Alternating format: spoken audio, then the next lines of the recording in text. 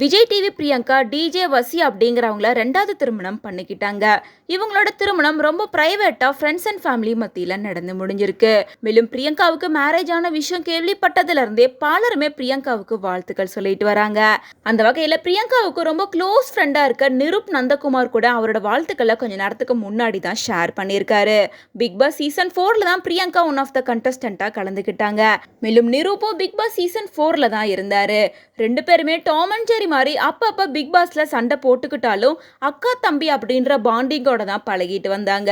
Big pass விட்டு வெளியே வந்ததுக்கு அப்புறமா அமீர், பாவனி, பிரியங்கா, நிருப் அப்படின்னு இவங்க எல்லாருமே ஒரு கேங்கா ஃபார்ம் பண்ணி அடிக்கடி ட்ரிப் போறது அப்படின்ற மாதிரி லைஃபா என்ஜாய் பண்ணிட்டு வந்தாங்க.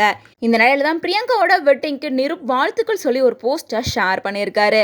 நீ பட்ட கஷ்டங்களுக்கு அப்புறமா உன்னை மதிக்கிற ஒருத்தரோட நீ காதல் வயப்பட்டிருக்கிறத பார்க்கறது ஒரு நீண்ட ராத்திரிக்கு அப்புறமா சூரியன் உதிக்கிற மாதிரி இருக்கு. நீ காதலை மட்டும் கண்டுபிடிக்கல, உன்னை புரிஞ்சுக்கிற, மதிக்கிற, ஏன் உன் மொக்க ஜோக்க கூட பொறுத்துக்கிட்டு சிரிக்கிற ஒருத்தரை கண்டுபிடிச்சிருக்க. பாவம் அந்த மனுஷன்.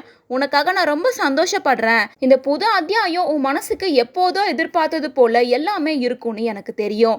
நீ எங்க போனாலும் சரி, மெழுகுவத்தி வெளிச்சத்துல டின்னர் சாப்பிட்டாலும் சரி, இல்ல ராத்திரியில சண்டை போட்டாலும் சரி, நீ எப்பவுமே நேசிக்கப்படுவாயின்னு மட்டும் ஞாபகம் வச்சுக்கோ.